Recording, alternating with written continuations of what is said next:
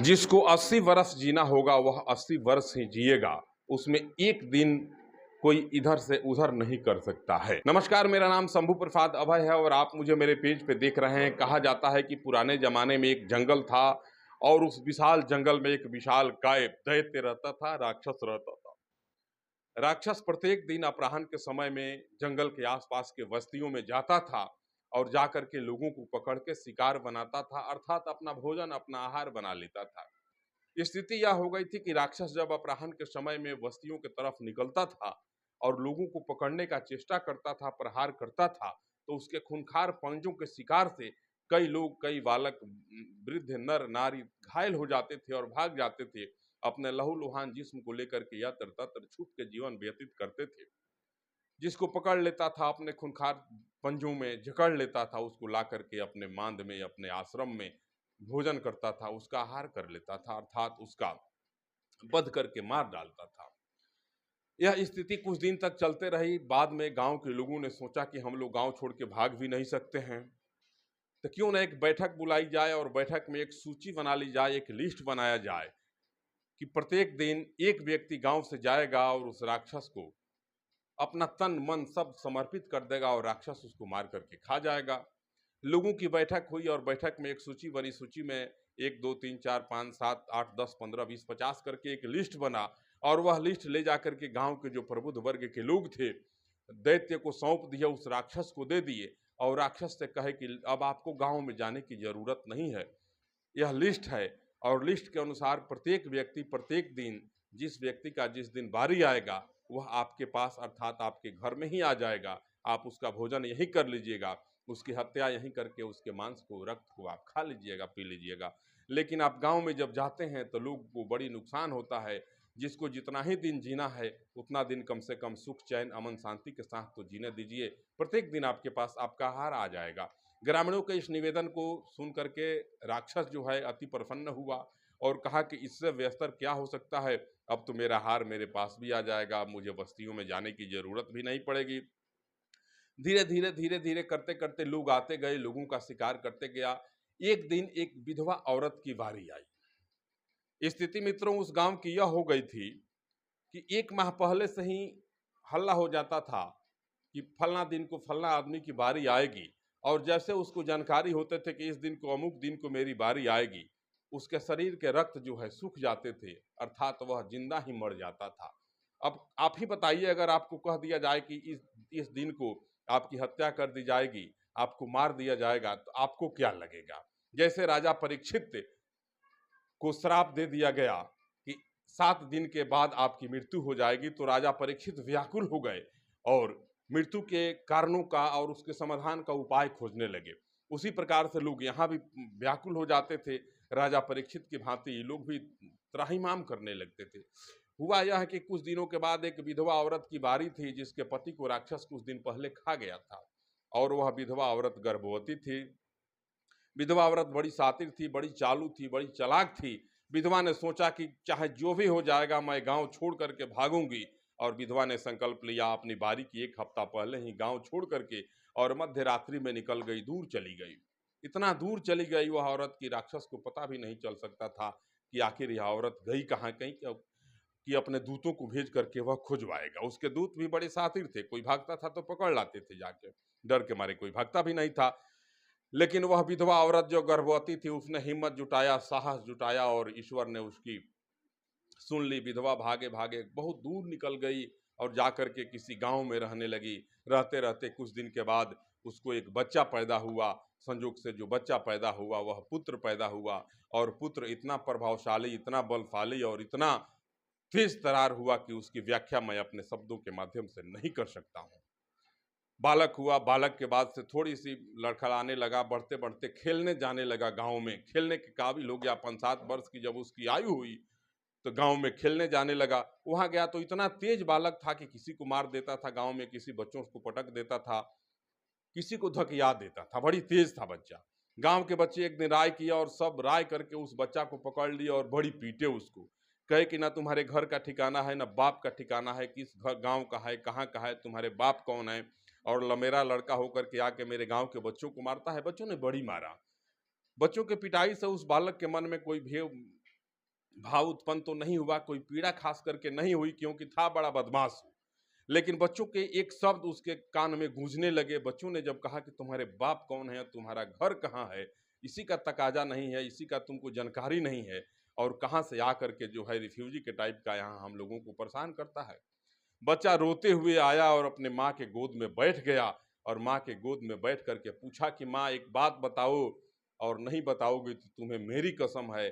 माँ ने कहा कि बताओ क्या पूछ रहे हो। बच्चा कहा कि तू बताओ कि मेरे पिता कौन हैं, मेरे पिता का नाम क्या है, और हम लोगों का घर कहाँ है। माँ बड़ी देर तक टालती रही बच्चे को भरमाने का। माँ ने बड़ी जुगत किया, बड़ी प्रयास किया, लेकिन बच्चा जो है मानने को तैयार नहीं हुआ, क्योंकि बाल हठ जो है सारे हठों में बड़ा महत्वपूर्ण हठ होता है, और बालक जब अपने जिद पे आ जाता है तो दुनिया के किसी भी मान मनोबल को स्वीकार करने को तैयार नहीं होता है। वह बालक भी जिद पे आ गया, बाल हठ पे अड़ गया, और इस कदर माँ को परेशान करने लगा कि माँ को अंत में पूरी वृत्तांत बतानी पड़ी, पूरी कहानी माँ ने बताया। और माँ ने कहा कि अभी वह राक्षस जिंदा है, लेकिन हम लोग डर के मारे भाग के आ गए। अगर भागते नहीं वहां से तो मुझे भी खा जाता, और मेरे साथ साथ तुम्हारे जीवन की लीला भी समाप्त हो जाती। बालक सोचा कि अरे क्या बात है। बालक ने उसी समय देन एंड देयर यह संकल्प लिया कि मैं उस राक्षस के पास जाऊंगा और उस राक्षस से जाकर के मिलूंगा। माँ सो गई और बालक आधी रात में निकला। बालक ने माँ से पूरा रास्ता सब कुछ पता पूछ लिया था। जैसे माँ को तंद्रता आई, माँ ने तंद्रता में गया, माँ को नींद आ गई। माँ की आंखें जब नींद से बंद हो गई तो बेटा उठा और निकल पड़ा। चलते चलते कुछ दिन लगे, उस जंगल में गया, तब तक सब कुछ समाप्त हो गया था। उस गांव में एक लोग भी नहीं बचे थे, पूरी बस्ती खाली हो गई थी। और स्थिति यह थी कि किसी जमाने में परम बलशाली राक्षस के रूप में अपनी पहचान को स्थापित करने वाला वह दैत्य अब बूढ़े शेर की भांति एक दर पे बैठ गया था। न चल पाता था, न घूम पाता था। किसी भी स्थिति से उसकी दिनचर्या चल रही थी, क्योंकि आहार नहीं मिल रहा था। तमाम गांव के लोगों को तो वह खा गया था।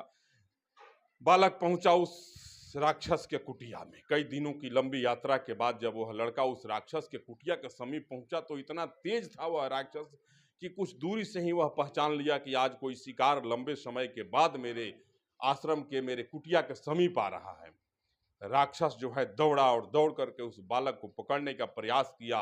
बालक ने दोनों हाथों को भक्तराज ध्रुव की भांति जोड़ लिया और प्रार्थना करते हुए कहा कि ठहरो, मेरी बातों को सुन लो, समझ लो, उसके बाद मैं आया हूं, मुझे खा लेना, मुझे अपना शिकार बना लेना, मुझे अपना आहार बना लेना। राक्षस को लगा कि अरे आज तक किसी ने मुझे नहीं कहा गौतम बुद्ध और अंगुलीमाल के जैसा कि ठहर जाओ। जैसे अंगुलीमाल ने कहा गौतम बुद्ध को कि ठहरो, तो अंगुलीमाल की बातों को सुन करके गौतम बुद्ध कहे कि मैं तो ठहर गया, तू कब ठहरेगा। इसी प्रकार से वह बालक भी कहा उस दैत्य से कि ठहर जाओ, मेरी कुछ आरजू है, मेरी कुछ विनती है, मेरा कुछ रिक्वेस्ट है, मेरी कुछ गुजारिश है तुमसे, जो जिसे तुम सुन लो, उसके बाद मेरा शिकार कर लेना। राक्षस कहा कि चलिए इस बालक के बातों को सुनते हैं। बालक ने कहा कि देखिए, मेरे पास न तो माँ है, न बाप है, मेरा कोई नहीं है, मैं अनाथ हूँ। मेरी यह इच्छा है कि मैं आपके आश्रम में रहूं, आपकी सेवा करूं, आपका भोजन बनाऊं, आपके प्रत्येक कार्यों को मैं करूं, और मेरा भी जीवन आपके साथ रह के पार लग जाए। राक्षस कहा कि चलिए, बुढ़ापे के समय में एक सहारा हमको मिला, इससे बेहतर और क्या हो सकता है। राक्षस के साथ बच्चा रहने लगा, भोजन बनाता, राक्षस को स्नान कराता, उसके वस्त्रों को साफ करता, सुखाता, उसकी कुटिया में जो है झाड़ू लगाता, साफ सफाई का, दैनिक दिनचर्या के तमाम कार्यों का निष्पादन वह बालक उस दैत्य के घर का करने लगा। स्थिति यह हो गई कि प्रत्येक दिन वह राक्षस जो है सुबह में भोजन आदि करने के बाद निकल जाता था और शाम में आता था। लड़का तो बड़ा तेज था। 2-3 दिन देखा और चौथे दिन राक्षस से बालक ने पूछा कि आप प्रत्येक दिन मुझे इस जंगल में अकेले छोड़ के चले जाते हैं, और यहाँ के खूंखार जो जानवर हैं आकर के मेरे ऊपर अटैक करते हैं, मेरी हत्या हो जाएगी, आप कहाँ जाते हैं ये बताइए। बालक जीत कर बैठा और पूछा। अब तो उसके साथ रहने लगा था, घुल मिल गया था, तो अब तो डर नहीं था कि राक्षस हैं। उसको भी लगता था कि मेरे स्वामी हैं, राक्षस को भी लगता था कि मेरा सेवक है। तो दोनों में स्वामी और सेवक की एक भावना था, एक संबंध जो स्थापित हो गया था। बालक निडरता की भाव को अपनाते हुए और कहा कि तू आप रोज कहाँ जाते हैं बताइए हमको, मैं अकेले यहाँ रह नहीं पाऊंगा, मुझे भी आप साथ ले करके चलिए प्रत्येक दिन। राक्षस कहा कि देखो, मैं ब्रह्मा के उस कार्यालय में जाता हूँ जहाँ दूसरा कोई मेरे साथ नहीं जा सकता है, मैं वहाँ जाता हूँ। तो बालक पूछा कि आप जाते तो काम क्या करते वहाँ? राक्षस कहा कि देखो मैं जाता हूँ और मेरा वही ड्यूटी है कि किसको कितना दिन जीवित रहना है, यही देखता हूँ और देख करके लिस्ट बना के यमराज को भेज देता हूँ। यमराज जाते हैं, उनके दूत जाते हैं और उस व्यक्ति को मृत्युलोक से पकड़ के लेके चले आते हैं। बालक ने इस बात को पकड़ लिया और कहा कि यह काम आप ही करते हैं? राक्षस ने कहा कि हाँ मैं ही करता हूँ। फिर क्या था, बालक को एक पॉइंट मिल गया। बालक ने कहा कि ठीक है, तो कल जब आप दफ्तर जाएंगे, अपने कार्यालय जाएंगे अर्थात ब्रह्मा के उस भवन में जाएंगे, तो देख के आएंगे कि मेरी आयु कितने दिनों की है। राक्षस कहा कि अरे वाह, ये कौन बड़ी बात है, मैं दुनिया के लोगों का आयु देखता हूँ, दुनिया के लोगों की आयु की सूची चेक करता हूँ। तू तो मेरा सेवक है, निश्चित कल देख करके आ जाऊंगा। अगले दिन सुबह हुआ, भोजन आदि बनाया, बालक राक्षस को भोजन कराया, वस्त्र आदि से उसको सजा करके और विदा किया। संध्या की वेला का इंतजार करने लगा। जैसे ही संध्या हुई, सूर्यास्त की ओर बढ़ने लगे, तब तक जो है राक्षस उधर से चला। राक्षस आया, बालक ने उसको बैठाया, जल दिया, जलपान कराया, उसके शरीर से वस्त्र आदि को उतार करके रख दिया। और जब राक्षस रिलैक्स मूड में हुआ, तो बालक ने पूछा कि अच्छा बताइए, कल मैं आपको एक काम दिया था कि मेरी आयु कितने दिनों की है, जरा मुझे बता दीजिए, तो आप देख के आए हैं? राक्षस ने कहा कि हाँ देख करके आया हूँ। तुझे 80 वर्ष जीवित रहना है। बालक बड़ा तेज था। बालक कहा कि 80 वर्ष अगर मुझे जिंदा रहना है तो सोना लग जा रहा है, यह उचित नहीं है। 80 में से एक दिन घटा दीजिएगा या फिर एक दिन बढ़ा दीजिएगा। राक्षस तो पड़ गया फेर में कि छोटा सा बच्चा और इतनी तेज इसकी दिमाग, इतनी सोच कितनी तेज है इसकी। कहा जी ऐसा नहीं होता है, हम बहुत दिनों से उस ऑफिस में काम करते हैं, ब्रह्मा जी के दफ्तर में काम करते हैं, आज तक ऐसा होते हुए हमने कभी नहीं देखा, ऐसा नहीं हो सकता है। बालक कहा कि मैं आपकी इतनी सेवा करता हूँ, आपके प्रत्येक कार्यों को निपटाता हूँ, मेरा ये काम यह आप कर दीजिए, मैं जीवन भर आपके साथ रहूंगा, आपको कभी छोड़ करके नहीं जाऊंगा। राक्षस कहा कि ठीक है, ऐसा कभी हुआ नहीं है, लेकिन कल अगर तू कहता है तो मैं जाऊंगा और जाकर के प्रयास करूंगा। राक्षस अहले सुबह फिर दफ्तर गया। फिर शाम में जब आया तो बालक पूछा कि क्या हुआ मेरे काम का? राक्षस कहा कि देखो, किसी भी स्थिति में एक दिन न इधर हो सकता है न एक दिन उधर हो सकता है, तुम्हें 80 बरस ही जीना है। बालक बड़ा ऊर्जावान, बड़ा तेजवान और बड़ा कांतिवान था। बालक ने पूछा कि आप भी हमको नहीं मार सकते हैं? तो कहा कि मैं क्या, दुनिया की कोई ताकत तुमको मार नहीं सकती है। 80 बरस के पहले, 80 बरस जहिया पूरा होगा उसी दिन आपकी हत्या होगी, अर्थात इस नश्वर शरीर का परित्याग तुम 80 वर्ष पूर्ण होने के दिन ही कर पाओगे, एक दिन पहले या एक दिन बाद में तुम नहीं कर सकते हो। बालक ने इस पॉइंट को पकड़ा और कहा जी अरे, अब भी हमको नहीं मार सकिएगा? राक्षस कहा कि नहीं, नहीं मार सकते हैं, कोई नहीं मार सकता है तुमको। बालक कहा कि ठीक है। मन ही मन विचार करने लगा कि मेरे बाप को मारा है, मेरे गांव के लोगों को मार डाला है, मैं इसकी हत्या तो नहीं कर सकता हूं क्योंकि इसकी भी आयु अभी है, क्योंकि दैत्य की आयु अभी थी। अगले दिन सुबह जब राक्षस निकला, अपने दफ्तर को गया, तो बालक भोजन आदि करने के पश्चात जो है दैनिक नित्य क्रियाओं से जब निवृत्त हुआ, उसके बाद से जंगल में गया और बड़ा सा बांस काट करके लाया। बांस को जैसे लंका में हनुमान जी के पूंछ में बांधने के लिए पूरे नगर से कपड़ा लता तेल घी इत्यादि को एकत्रित किया गया था, उसी प्रकार से बालक बड़ा बांस काटा, पूरे आश्रम के कपड़ा लता को उसमें बांध दिया और उसको घी तेल आदि से तराबोर करके कुटिया के पीछे रख दिया और प्रतीक्षा करने लगा कि कब राक्षस जो है अपने दफ्तर से अपने घर को लौटेगा। बालक कुटिया के पीछे छुप के देख रहा था और जैसे कुछ दूरी पे दिखाई दिया कि राक्षस आ रहा है, सतर्क हो गया बालक, सावधान, बी केयरफुल एनी टाइम, एकदम सावधान हो गया और आश्रम के पीछे चला गया और जा करके आग जलाया उसमें। जैसे राक्षस आकर के अपने आसन पे बैठता है, बालक कुटिया के पीछे से बड़का लुकारी लेकर के आता है, मसाल लेकर के आता है और लगता है झोंकारने उस राक्षस को, उस दैत्य को। उसको इस कदर झोंकार देता है, जला देता है कि वह जो है मरणासन पे पहुंच जाता है, क्योंकि आयु तो नहीं थी, दौड़ के भाग नहीं सकता था, बालक पे प्रहार नहीं कर सकता था, क्योंकि उसके शरीर के एक एक अंग जो है निपंगु बन गए थे, कार्य करना बंद कर दिए थे। बालक ने इस कदर झोंकारा उसको कि वह मरणासन पर पहुंच गया और भीष्म पितामह की भांति जो है जब तक उसकी आयु थी उस धराधाम पे वही जो है अन्न जल के बगैर छटपटाते हुए अपने आयु की पूर्ति होने तक छटपटाता रहा और अंत में यमराज के दूत आते हैं और उसको लेके चले जाते हैं। 80 बरस जिसको जीना होगा वह 80 बरस जिएगा, 100 बरस जिसको जीना होगा वह 100 बरस जिएगा।